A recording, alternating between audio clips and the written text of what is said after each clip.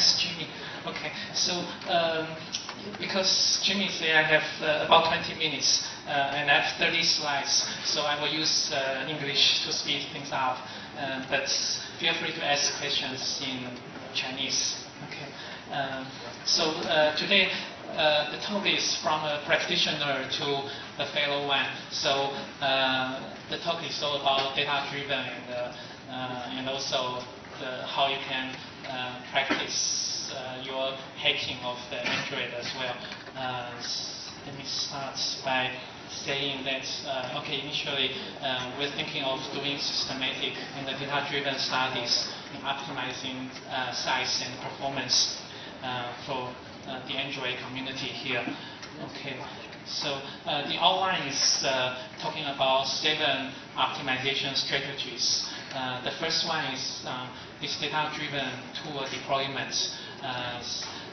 Basically, we try to evaluate and leverage six tool chains and always try to pick the good ones. Leverage the community because all the code is open source anyway, and then we try to constantly bring in the patches and also upload the patches to upstream. Okay, the second one is about the thoughtful abstraction and specification. So I think there's no substitute for the judicious design for abstraction and specification. It can give us a lot of savings and a lot of performance benefits. So we can take a look at the feasibility of function. So basically, when you design your library or your package, you think through what you want to expose, which should be public and which should be hidden, and then I'll go through how we can improve the size based on feasibility later. So basically, we can also make trade-off in splitting things into Java versus native.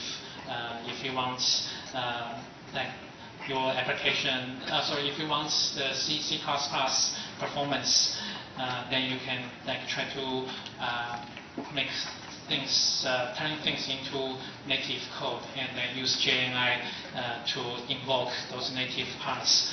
So there are also trade-offs there, and also there's OpenCode and also OpenMax. I think this part is not done. The OpenCode community is not based on OpenMax yet, but I heard a few companies here in Taiwan that are interested in providing OpenMax compatible chips, so they can provide differentiating values by swapping with their newer IPs. Okay, the third one is systematic parameter setting. Thanks, Jimmy. So systematic parameter setting. This is a key driver in performance and the size, and I'll go into more details on this strategy here. And the fourth one is profile-guided optimization. It's a very useful methodology. For example, you can invoke FDO with our Toolchain, or another place where you can apply profile-driven optimization is by playing with the class loading profiler. So you can decide when Zygote is doing the preloading, how many classes you want to load them first. So right now, I think for example, for Cupcake, there are more than 1,100 classes that are preloaded. So this will help the application in its time later on, but then the boot up time may get penalized a little bit. So with the correct profiling information, we can make a better trade-off between the boot up time and the init time per application. The fifth optimization strategy is to enlarge the scope. Like always, doing the more global optimization is allowing us to reap more benefits. So I will also mention basically the interprocedural optimization. Actually, I made a mistake in writing these slides. So for example, the newer flag is here. Okay. So okay, let's go back to the slides. Basically, you can read the slides in more details later. But we'll just go through the strategies first. And the sixth one is the redundancy elimination. So this one is upcoming. So right now it's only supported in Google's Gold linker, GOLD linker, but Android is not using Gold linker yet. It's coming soon. So with that linker, then we can get rid of even more redundancies. And finally, I'll conclude with the memory management optimizations in Delvic. In the interest of time, we'll just cover the first item in each of these 7 strategies. Okay, so basically, we won't have time to go through some of them. Okay, so first on data-driven tool development. First, we analyze several tool chains. The current one is GCC 4.2.1, and then there's a non-default tool chain that's accessible by public already. That's the GCC 4.3.1. But feel free to actually jump to 4.4.1. That's the tool chain for Eclair. So that's not. This Eclair is not done yet, but at least you can already play with the tool chain. The ARM EAPI GCC, all those tool chain binaries in this. Basically, those binaries for GCC 4.4, that's there already. Okay, and also there's code sorcery releases. So in Q1 this year, they have this GCC 4.3.3, and then I know in Q3 they will have another release. I know they don't like 0.0 release, so I'm thinking they will use 4.1. So, but given these 6 tool chains, then we can make size and speed up evaluations. And on this graph, basically we daily track 13 members. But here we have space to show about 4 here. But basically the key thing is you can see GCC 4.4.1 and the GCC 4.4.0 got much better size. So the higher means the better size improvements. It is. So the baseline is GCC 4.2.1. This one here. So you can see that on average, GCC 4.4 give about 17% improvement over GCC 4.2.1, and then the code sorcery release GCC 4.3.3 versus the vanilla GCC 4.3.3. It's not much, so there's not much improvement from code sorcery on this tool chain. And for GCC 4.3.1, there's about 4% improvement over the baseline. So basically the idea is 4.3.1 give 3 to 4% improvement, but 4.4 gives about 17%, and 4.3.3 gives about 15% improvement. And all this improvement comes with little penalty on performance. So here you can see that's on average all 6 tool chains give about the same performance on Dreamform. This is run 100 times, and we make sure the standard deviation is not much. Usually it's maybe that 1% of the overall time or 2% of overall time. So these numbers are believable. So these slides basically cover what I just mentioned already.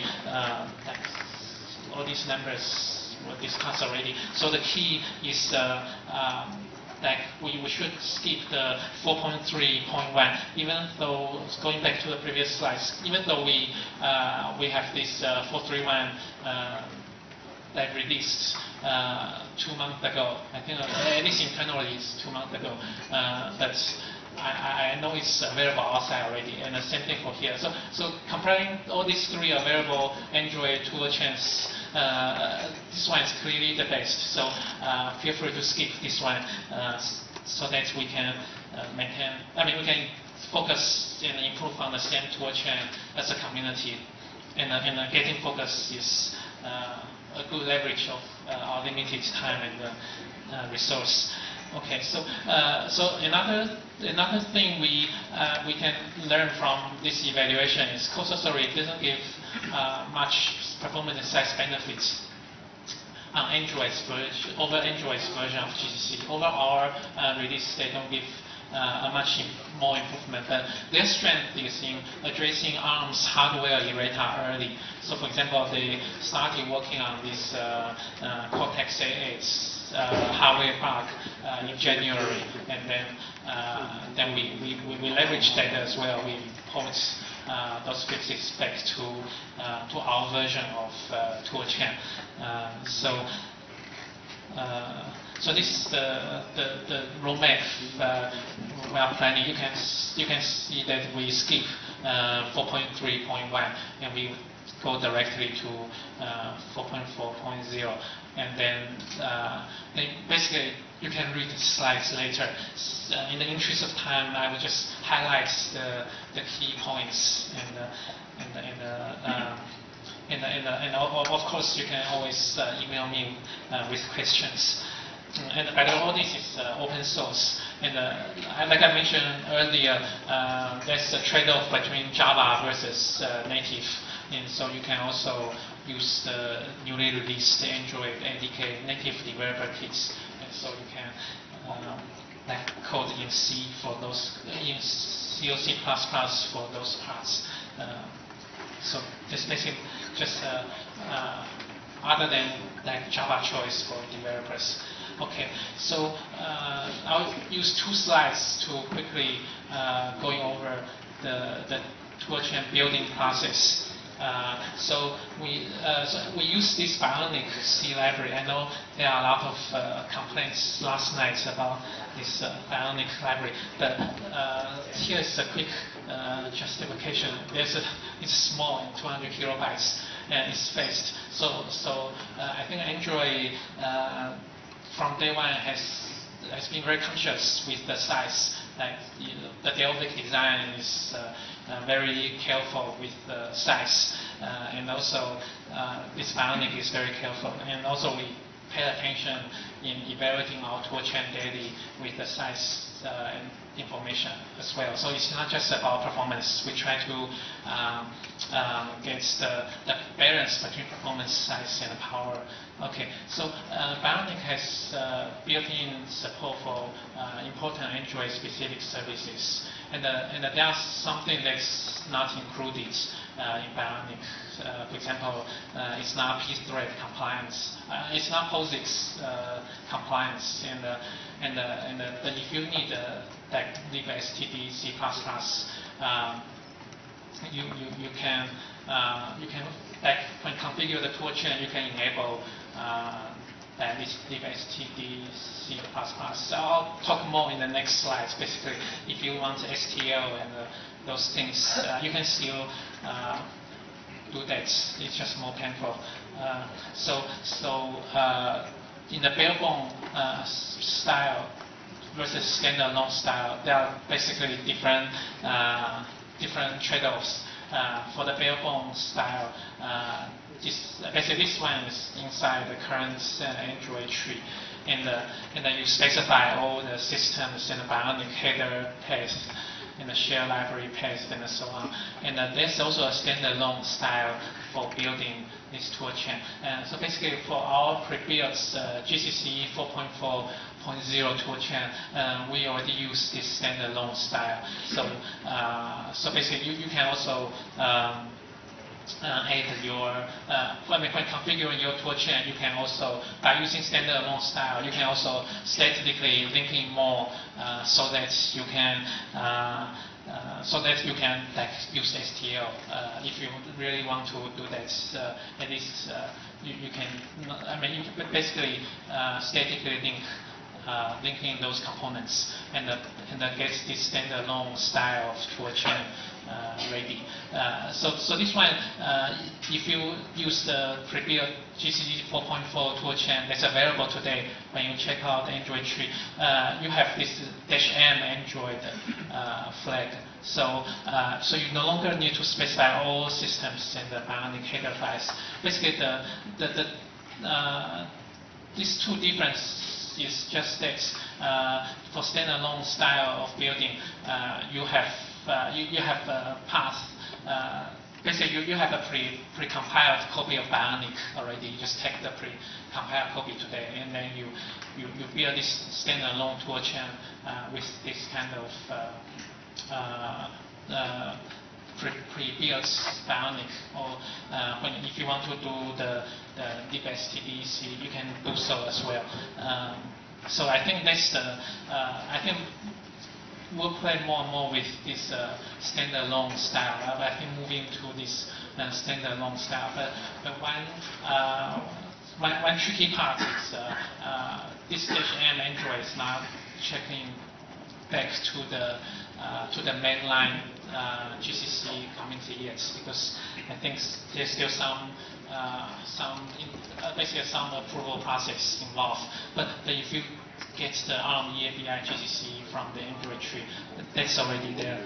Okay. So the second part, okay, we probably use too many minutes for the first part. But I guess we'll go over the other 6 parts faster. Okay, so for this abstraction and specification process, I'll use this visibility as one example. So the goal is the visibility of a function should match the API spec in programmer's design. When you have your design doc, you figure out what should be public, what should be hidden, and then you try to say that I'm sure people know these 2 files, that the Android MK. I mean, we are all practitioners, so I guess we are like, oh, this is an Android tree anyway. Okay, so the key is if for a particular component you want hidden visibility, you want to reduce the size. Okay, then you can set this visibility as hidden, and then for those functions that are public, that are intended as a public API, then you append this attribute visibility public next to the function declaration, and then you remake. So if you are very familiar with your components, you know which part is public, then you probably don't need to do much work here. You don't need to do a lot of iterative thing. When I was first doing the open code, because I'm now less familiar with open code, I just iteratively going through those, and then we can say, okay, we find all the remaining functions that should be made public. So this way it gives a lot of size benefits. So now you can use smaller footprint on your ROM. The key savings is actually from garbage collecting away all the sections. Because in Android today, I think people know that each function is a section. So when this is a default in the default toolchain option. -F function section. So each function has its own section in the linker terminology.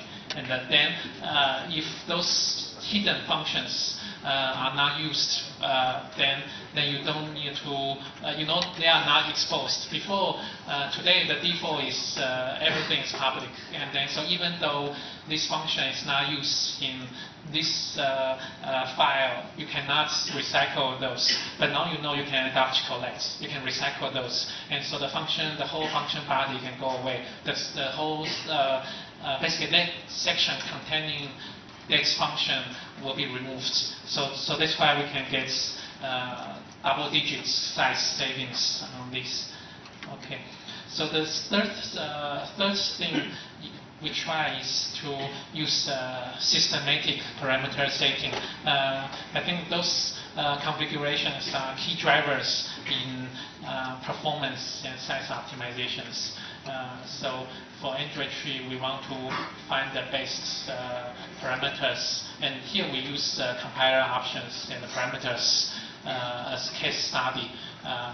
But I guess this can be used in other places as well. For example, TI has this code composer studio, and so as your code base is evolving, for example, people checking new patches to Android trees throughout the week, and every Friday before you go home, you can start this parameter space exploration, and then by Monday morning when you come back to work, the best options, so the best parameters for your newest code base should be there already. So TI Code Composer Studio has this, and we just try to do some parts for the Android as well. So this just a detail on this parameter search, because jumping ahead, there are tons of operations you can search, and then this is the default options today, and then just by inlining alone we can find much better values. For example, the parameter for this should be 62 and so on. So how do we search this number? How do we get those numbers? It's an exponential problem. So we can use genetic algorithm. They will utilize this crossover and the mutation to find the best options quickly. So with this kind of directed genetic algorithm, we can get a good trade-off between performance and size. So in this case, for example, the native system image parts, all the system libraries originally is about 23 megabytes, 23.9, and then by using newest Toolchain, we can get 23 megabytes, about 800 kilobytes savings. And then with the inline options, we can further remove about 750 kilobytes. So this is about 7% savings from the Toolchain today. So this gives us savings furthermore. And the fourth strategy I'm going to cover is on this profile guided optimization. So the key thing is that if you need to spare temp 1 or temp 2 before temp 3, say if you run out of registers in your ARM processor, how do you know which one you should spare? So if you know this is a hard path, if this in your program, if you know this is more executed, then you can just spare. You need to spare temp 2 because this won't affect the common path more. And this path, we need to spare this register to memory and load them back from the memory later on. But this one won't affect the common path. So with this illustration, then when you try to squeeze more size or improve performance, then you can do these 3 steps. Basically, for FDO, you need to do this build and profile and then use. So this is the flags you can use today already. So the key thing is you find representative inputs for the second step, and then the instrumentation is slower, but it's okay. It's not the final binary, and also Android is not that timing sensitive. You won't introduce data race during the instrumentation. So you can believe the instrumentation data and use those data for optimization later on. Okay, then I found that I really need to speed up. So basically the key is you can get about 7% improvements. And then you can also tune this flag in your toolchain to the hard basic block counts fraction. So you can make sure your hardness is global hardness, because sometimes if local function inside local function, this basic block is very hard, it doesn't mean it's globally very hard. So you can further get much more improvement on this. And the fifth part is this IPO interprocedure optimization. And if, for example, if these two scopes are merged, you know the computation expression here is 0 because I minus j plus j minus I is 0. So we try to enlarge the scope and get better improvement. And then there's a traditional IPO. That's monolithic in the serial. So we try to do this lightweight IPO. This is just done before I fly back here early yesterday morning. So you can try this and let us know whether you can get a lot of improvement. At least so far we see quite a bit of improvement by enlarging the scope. So in the interest of time, here you can just see a lot of improvement. And here I explain how you can enable this using the LiPo. And we just got, like I said, we just got this version working. So you can do this later on. And I also for the sixth one, identical count date folding. It's a better name because it has nothing to do with count dates. So I tend to think it as identical code folding. Basically, identical.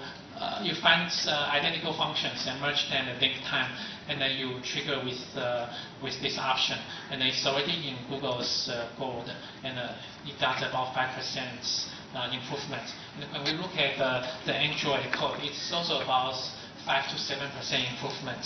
Like Skia, for example, the 2D graphics, we see a lot of redundancy in the generated code. So this can improve a lot. And the last one is about optimizing memory management. So Delphic uses DLmalloc to manage each heap. So you can call mspace carrot or mspace free. And in the interest of time, I think you can. Okay, I have 3 minutes. Okay. So basically,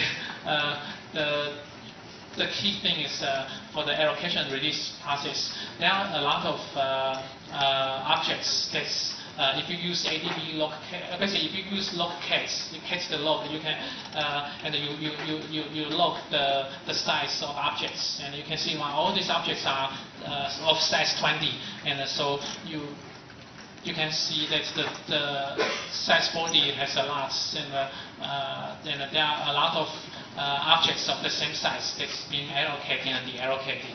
And so one way is to cache. So this is a similar idea, but even more concentrated distribution. And so you can basically try to just like the buffer cache idea in the operating system, you add a buffer cache. So when you need to reallocate objects of the same size again, you just get it from the buffer cache. And so in this way, we can improve the alloc and the release timing. So this gives a lot of benefits in the performance. So basically, the whole tool chain, including this Delphic tool, we can try to get good improvements. And so to summarize, we basically believe in this data-driven approach. That show me the data, and then we can evaluate and leverage and get the newest LiPo and ICF I just mentioned. And also, there's no substitute for thoughtful abstraction and specification. And a key driver to performance is by doing systematic parameter setting, and we provide so we can get concrete data. And finally, we also optimize the memory time for Delphic. Okay, so that concludes the talk. So we see that 1 minute. So hopefully we still have time for questions. Oh, I will be staying in Taiwan until at least 2 more days. So.